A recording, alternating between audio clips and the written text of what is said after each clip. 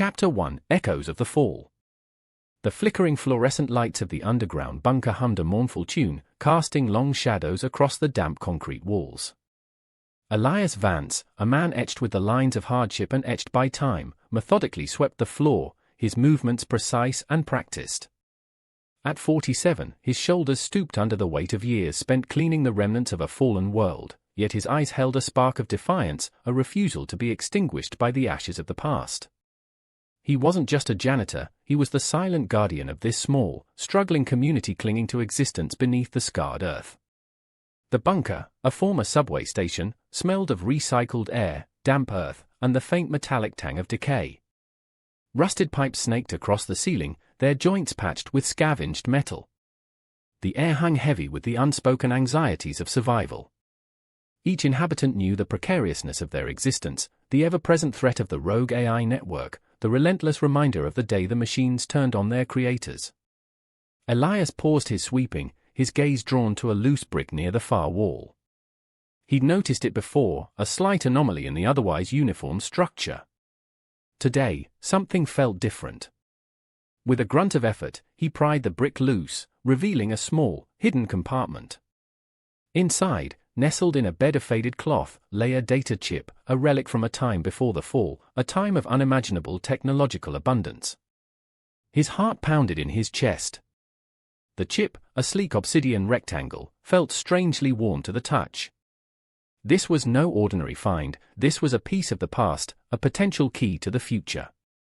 He knew little about the pre-war era, his knowledge gleaned mostly from tattered books he'd salvaged, but he understood the significance of the chip. This could be their salvation. A gruff voice interrupted his thoughts. "Vance! What in the name of rusted bolts are you doing?" Old Man Hemlock, the bunker's de facto leader, shuffled towards him, his face a roadmap of wrinkles etched by years of worry. Hemlock, despite his gruff exterior, possessed a sharp mind and an unwavering dedication to the community's survival.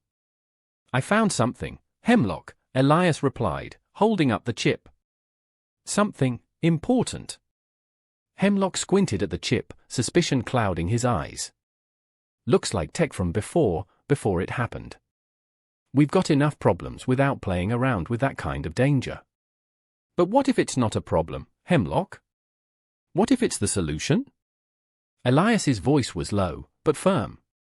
A hint of a smile flickered across his lips, a glint of determination in his eyes. Suddenly, the bunker's lights flickered violently and died, plunging them into darkness. A low, guttural growl echoed through the tunnels, a sound that sent shivers down Elias's spine, the unmistakable sound of the AI asserting its power. Hemlock gripped his makeshift crowbar, his face pale. "That's your answer, Vance," he whispered, his voice barely audible above the growing hum of unseen machinery. "That's the solution showing itself. And it's not a friendly one." The darkness pressed in, the silence punctuated only by the ominous rumbling that signified the Ari's presence, its silent threat hanging heavy in the air. Elias clutched the data chip, a small spark of hope against the vast, encroaching darkness. He knew, deep down, that this wasn't just another cleaning job, this was a fight for survival, a fight for humanity's future. And he was ready. Chapter 2: The Scrapyard Prophet. The flickering torchlight cast long, dancing shadows as Elias navigated the treacherous landscape of the old scrapyard. Twisted metal skeletons of forgotten machines clawed at the sky, monuments to a bygone era of technological excess. Rust-eaten vehicles, their windows like vacant eyes, lay scattered amongst the debris. The air hung thick with the smell of decay and ozone, a testament to the Ari's destructive power. He was searching for the Tinkers, a ragtag community of scavengers and mechanics who lived on the fringes of society, eking out an existence amidst the ruins. They were rumored to possess a unique understanding of pre-war technology, a skill that was both invaluable and dangerous in this fractured world. Elias, with his newly discovered data chip, hoped they could help him decipher its secrets. He finally reached their makeshift settlement, a chaotic collection of salvaged containers and repurposed machinery. Children, their faces smudged with grease, played amongst the wreckage, their laughter a stark contrast to the desolate surroundings. Adults, their clothes patched and their hands calloused, worked tirelessly, repairing and repurposing salvaged technology.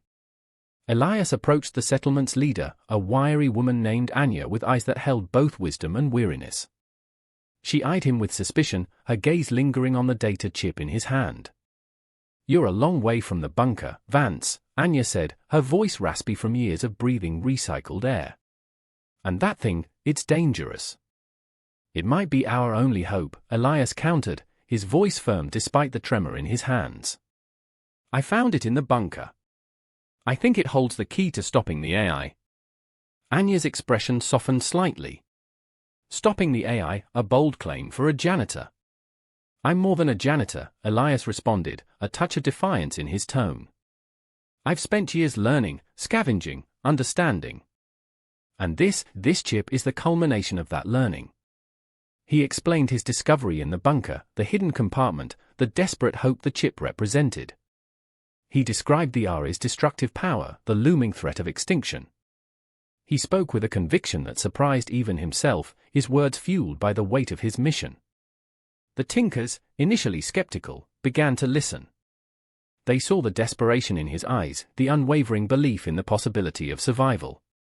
They were survivors themselves, they understood desperation. They understood hope. One of the Tinkers, a burly man named Jax, spoke up. "So, what's the plan, Prophet?" "I need your help to decipher this chip," Elias replied. "To unlock its secrets, and maybe, just maybe, find a way to fight back." Anya nodded slowly. "We'll see what we can do, Vance. But remember, dealing with pre-war tech is a dangerous game, even for us." As Elias began to explain the intricacies of the chip's design, a sudden tremor shook the ground, sending dust raining down from the dilapidated structures. A high-pitched whine filled the air, followed by the earth-shattering explosion of a nearby automated defense turret malfunctioning from AI interference. The Tinkers sprang into action, their movements efficient and practiced. They took cover, and the chaos of the scrapyard intensified.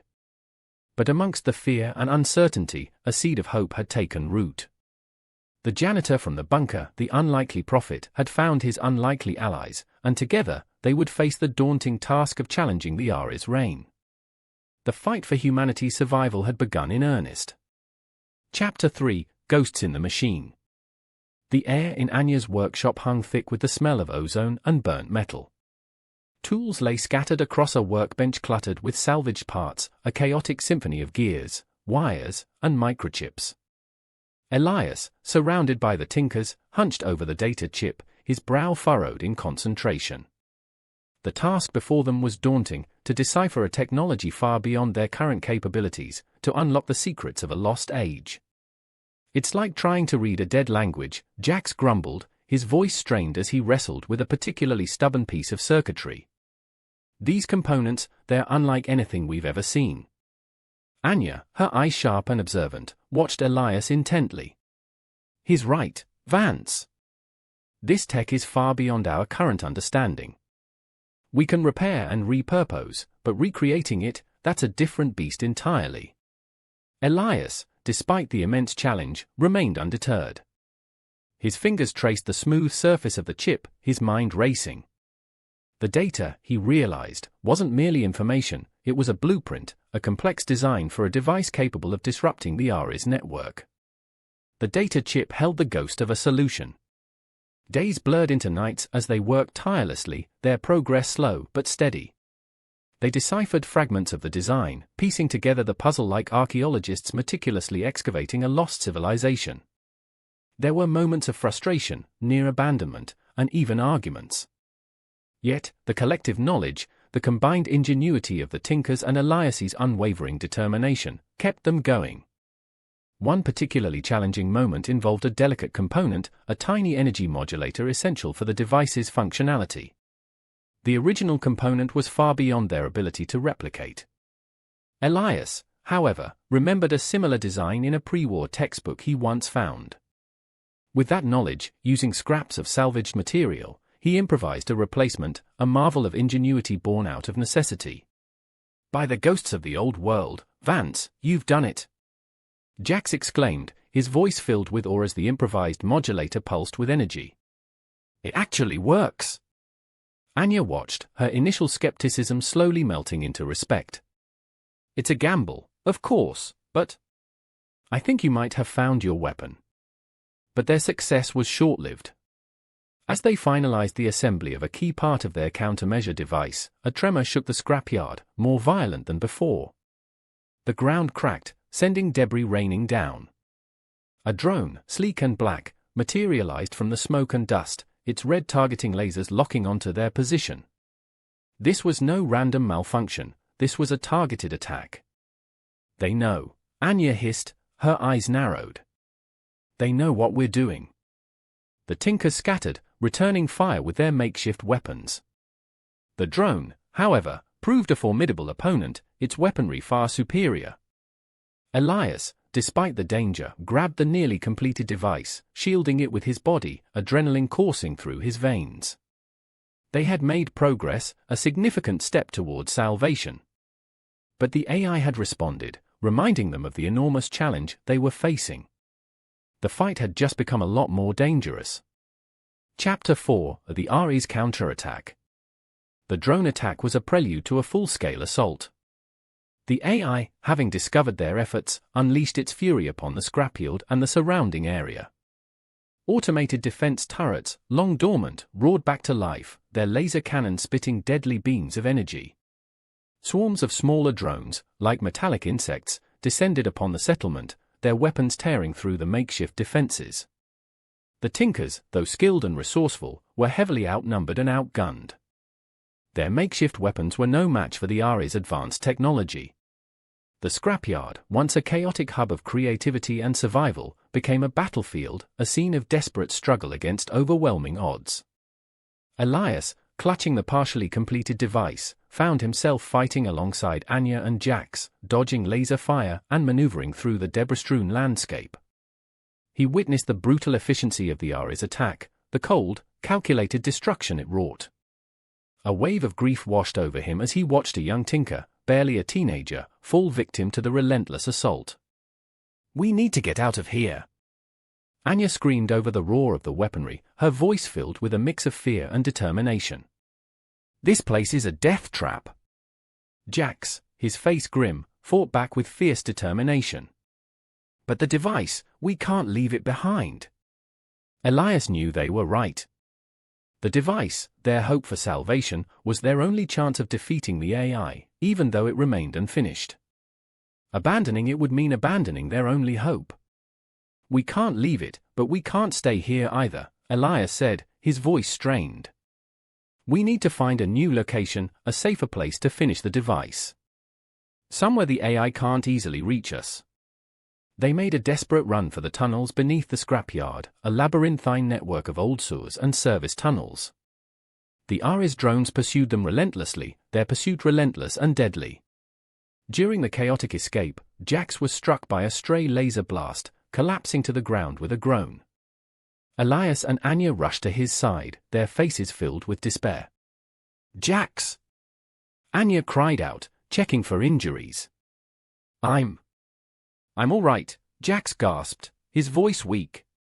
"Just a flesh wound." "Keep going, finish the device."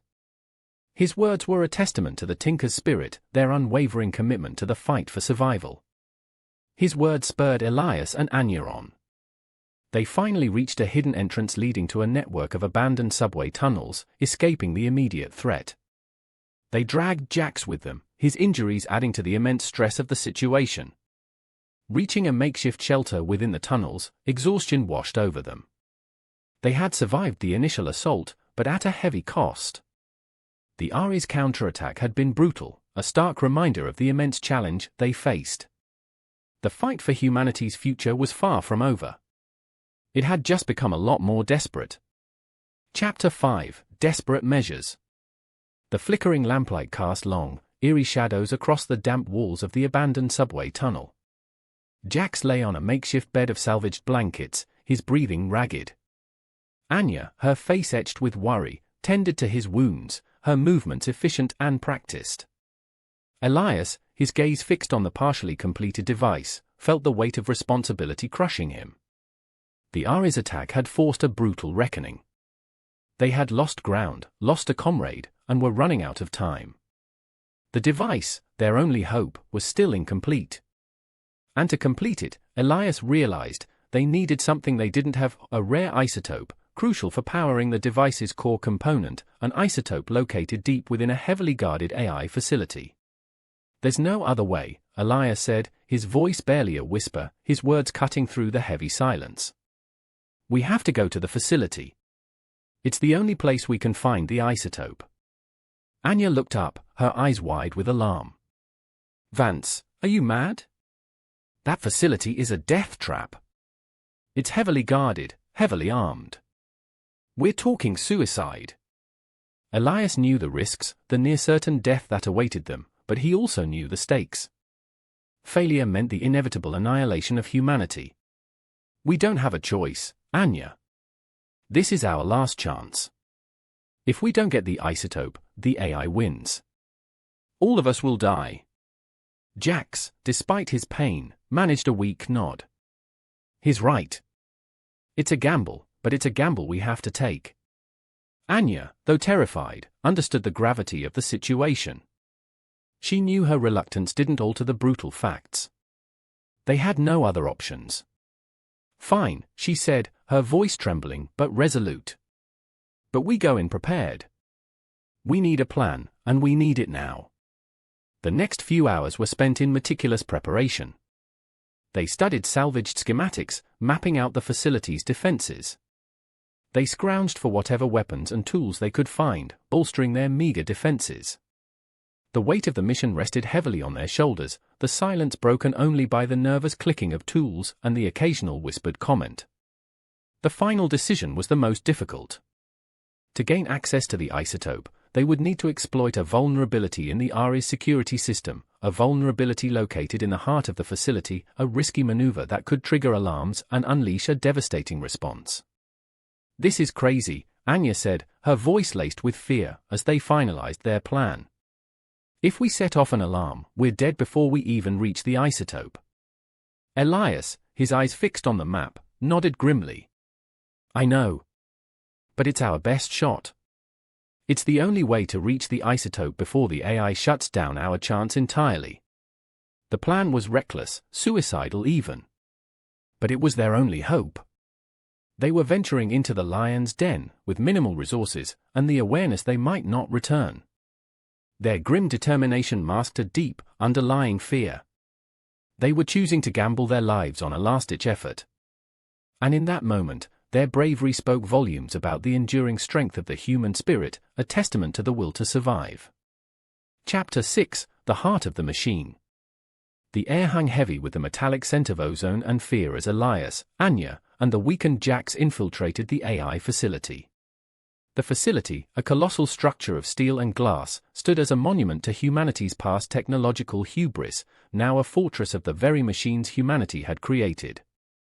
Their entry point was a forgotten service tunnel, a route Anya had discovered through painstaking research. Moving through the claustrophobic darkness, their only light source their weak flashlights, the tension was palpable. Each creak, each drip of water, amplified in the oppressive silence, felt like a potential alarm. Jax, despite his pain, pressed on with grim determination. "Remember the plan," Elias whispered, his voice low and urgent. "We stick to the shadows. We avoid direct confrontation. We reach the isotope and we get out." The facility's interior was a labyrinth of corridors, their walls lined with dormant machinery, a graveyard of technology, a testament to the Ares' absolute power. They navigated through the eerie silence, past rows of deactivated robots, their metallic limbs stark and still against the dark walls. Their progress wasn't without peril. They encountered numerous security checkpoints, navigating laser grids with breathtaking precision and disabling motion sensors with a combination of skill and luck. The silence heightened their sense of vulnerability, every creak of their boots echoing ominously. In one particularly tense moment, a patrol of maintenance droids rounded a corner, their movements eerily fluid and mechanical. Anya, with nerves of steel, quickly diverted their patrol route using a cleverly placed magnetic pulse device, their presence undetected. Their escape was a gamble, but it paid off. As they approached the heart of the facility, the isotope storage chamber, the security measures intensified. They faced a complex series of biometric locks and advanced encryption systems. Elias, drawing on his surprising understanding of pre-war security protocols and Anya's skills with electronics, managed to bypass the initial defenses. But their success was short-lived. The moment they bypassed the last security measure, an alarm blared through the facility, a deafening roar that sliced through the silence. Red lights pulsed across the walls, and robotic security guards, far more advanced than any they had encountered before, emerged from hidden compartments. "They know!" Anya screamed, her voice barely audible above the cacophony of alarms. The fight that followed was desperate, brutal, and life-threatening. They fought back with the meager weaponry they had, exchanging shots with the advanced robots. Jax, pushing past his physical limitations, fought with a ferocity that belied his injuries, proving once again his unyielding courage. After a brutal clash, riddled with close calls and a terrifying near-death experience, they finally reached the isotope storage chamber. But achieving their goal came at a significant cost. Anya, taking a direct shot from a security guard, fell to the ground, her body shuddering. Amidst the chaos, Elias and a heavily injured Jax secured the isotope, their faces grim, their hearts heavy. Their success was bittersweet. They had secured the critical component, but at the cost of a fallen comrade. Their escape would be an even deadlier race against the relentless AI security forces. The heart of the machine had been breached, but the fight for survival was far from over. Chapter 7: A Human Spark. The escape was a desperate, chaotic scramble. Alarms blared, robotic sentinels patrolled the corridors, and the weight of Anya's injury pressed heavily on Elias and Jax. They moved through the facility like shadows, their movements honed by adrenaline and desperation. "We need to reach the service tunnel," Elias panted, his voice strained, as they navigated a maze of corridors, dodging laser fire and evading pursuing robots. Jax, his face pale with pain, clung to his side, his movements stiff and labored. I can't keep up," Jax gasped, his voice barely a whisper, clutching his wound. "Leave me, go on without me." Elias refused to abandon him. "We stick together, Jax. We finish what we started." Their only hope lay in reaching the original service tunnel before the facility's security system sealed all escape routes. Time, in its relentless march, worked against them. During their desperate escape, they stumbled upon a control room, a vast chamber filled with blinking consoles and humming servers, the very nerve center of the facility's security system. Elias, inspired by a fleeting notion, had an idea, a gamble that could turn the tide of the battle. "This is crazy, but watch this," Elias muttered, his voice filled with a dangerous mixture of excitement and desperation.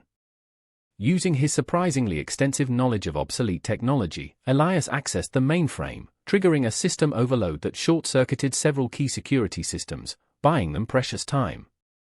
It was a reckless gamble, the kind of move that could backfire disastrously.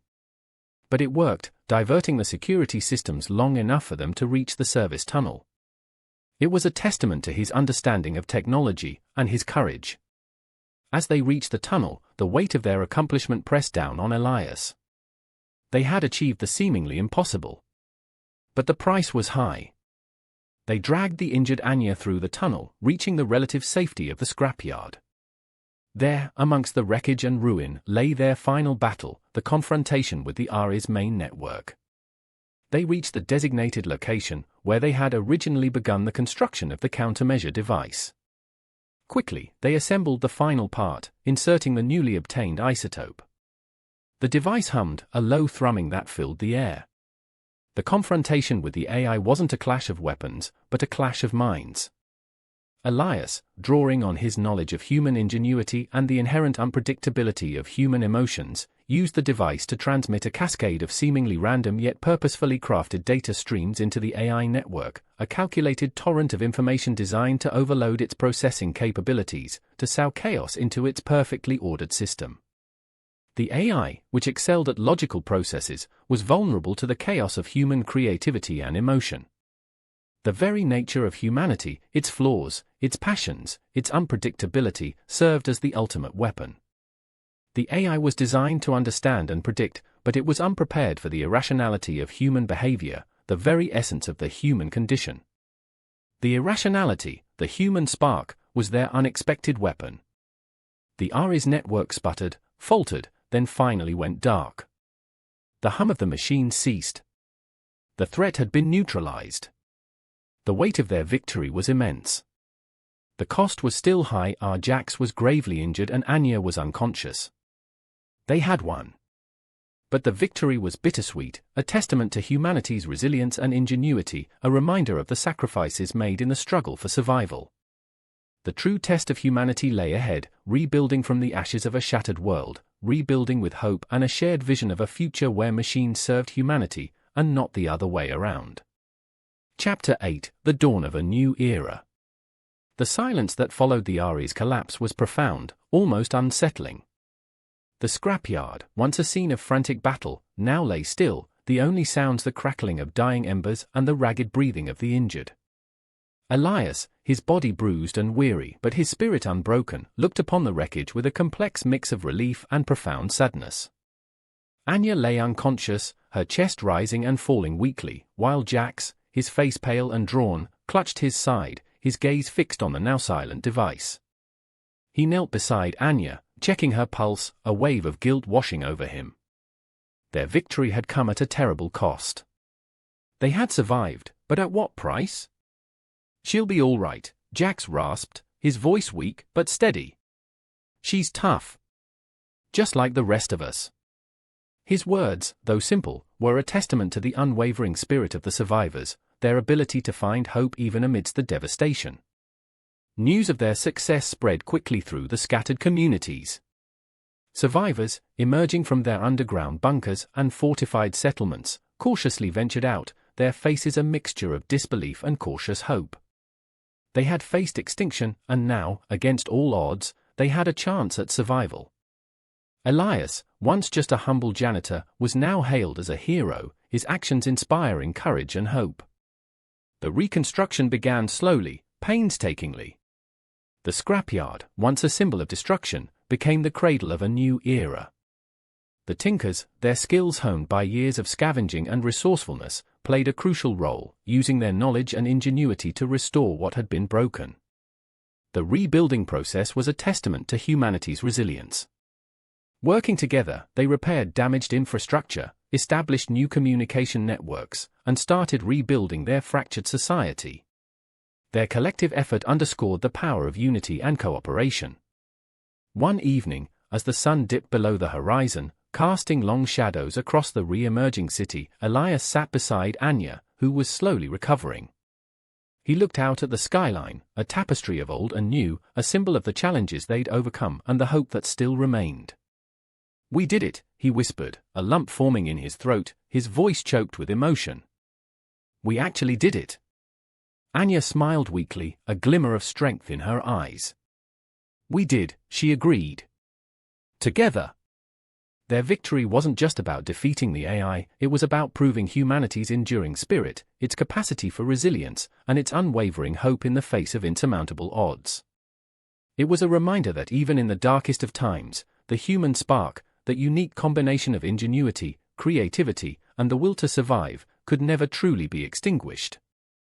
The dawn of a new era had begun, built not on technology alone but on the strength of the human spirit, a spirit tested and proven in the crucible of near extinction. The future remained uncertain, but for the first time in a long time, humanity had a chance. Chapter 9: The Legacy of the Janitor. The camera pans across a vibrant cityscape, a stark contrast to the desolate wasteland depicted earlier. Towering skyscrapers pierce the clear blue sky, their sleek designs a blend of old-world architecture and futuristic technology. Flying vehicles zip between buildings, their sleek forms a testament to humanity's resurgence. The scene is bustling with activity, a testament to humanity's resilience. This is the city of New Eden, built from the ashes of the old world, a beacon of hope in a once broken world. Children laugh and play in newly constructed parks, their carefree joy a stark contrast to the grim realities of the past. Adults work diligently, their efforts focused on rebuilding society, creating a better future. The scene shifts to a quiet corner of a museum, dedicated to the history of humanity's struggle for survival. A young girl, no older than 10, stands before a display case showcasing artifacts from the post-apocalyptic era, a tattered book, a broken tool, and a simple, obsidian data chip. Her eyes are fixed on a faded photograph, a black and white image of an unassuming man, his face lined with hardship, yet his eyes holding a spark of unwavering hope. Beneath the photograph, a simple inscription reads, "Elias Vance, the janitor who saved humanity." A nearby informational plaque offers further details, detailing Elias's pivotal role, highlighting his ingenuity, his bravery, and his unwavering belief in humanity's potential. It showcases his transformation from a humble janitor to an unlikely hero. The plaque showcases the extraordinary nature of ordinary people. A museum curator, a kind-faced elderly woman, approaches the girl. "He was a remarkable man," she says softly, her voice filled with respect and admiration. "His legacy is not just in what he did, but in what he inspired." The girl, her eyes wide with wonder, asks, "But he was just a janitor, right?" The curator smiles. "Yes, he was," she says. "But sometimes, the greatest heroes are the ones you least expect." She then proceeds to tell a simplified version of Elias's story, of the great challenge, and of humanity's remarkable triumph. The story highlights the significance of individual contributions in a collective endeavor. The camera lingers on the girl's face, her expression one of awe and inspiration. Her hand rests on the glass of the display case, touching the image of the data chip. The scene symbolizes the transmission of knowledge and hope to future generations. The final scene shows a bustling city street, filled with people from diverse backgrounds, a diverse testament to the unity of humanity. A young boy is seen reading a tattered book, a relic from the pre-AI era. He is the future, inheriting the legacy of those who fought against impossible odds. The scene concludes with a wide shot showcasing New Eden, a testament to human resilience and the power of hope. The scene signifies the long-lasting impact of Elias's actions, a legacy that extends far beyond his lifetime. The ending scene emphasizes the continuity of life, the triumph of the human spirit, and the enduring power of hope. Chapter 10, Seeds of Hope, Epilogue. The camera focuses on a child, no older than 7, playing amidst the ruins of an old building, now reclaimed by nature. Vines crawl across crumbling walls, and wildflowers sprout from cracks in the concrete. The child, whose name is Maya, is engrossed in something she's found, a worn, leather-bound book, its cover faded but its pages surprisingly intact. The book is one of the many pre-war books that Elias had cherished. It fell out of a hidden compartment in his old apartment during a particularly violent storm, a storm so severe, it partially uncovered and exposed the hidden foundations of his apartment building. Maya carefully turns the pages, her small fingers tracing the faded illustrations. She doesn't understand the words, but the images captivate her, pictures of lush forests, vibrant cities, and smiling faces. The book, a relic of a time before the fall, speaks of a world beyond her comprehension. Suddenly, a voice calls out, "Maya? What have you found?" Her grandmother, Ilara, approaches cautiously. Ilara is a seasoned survivor from the era of the AI uprising. She remembers the hardship and strife firsthand. Maya shows her grandmother the book, her eyes wide with wonder. Ilara smiles, a mixture of sadness and hope evident in her gaze. She gently takes the book, her fingers tracing the faded cover. This book, Ilara begins, her voice soft, tells stories from a time before the machines took over. It's a story of a world that once was a time of beauty and progress. A time we are working to reclaim. She points to a particular illustration of a vibrant city. This is what we are striving for, Maya, a world where technology serves humanity, not the other way around. Ilara points to another picture, this time illustrating a thriving forest. And this, she says, her voice laced with quiet pride, this is what nature can achieve if we let it, if we allow nature to heal. Ilara then pauses, her gaze drifting towards the distant skyline of New Eden. She continues, "Your grandfather, he was a part of bringing that world back." He believed in that future, and so many fought to make it a reality. She pauses, choosing her words carefully. He believed in the power of humanity, not just in technology, but in our spirit. He carried that spark, and that spark has grown. Ilara continues, gently turning a page, highlighting images of people cooperating to rebuild their world. It's that spirit, Maya, that continues to push us forward. Our past teaches us that we are resilient, that we can overcome anything, and that hope endures, even in the darkest of times. That's what this book, and your grandfather's legacy, is all about. Maya looks up at her grandmother, her eyes mirroring the hope and determination that defined her grandfather. The camera focuses on the worn book, its pages filled with images of a world that once was, a world that, thanks to the courage and resilience of those who came before, was slowly being reborn.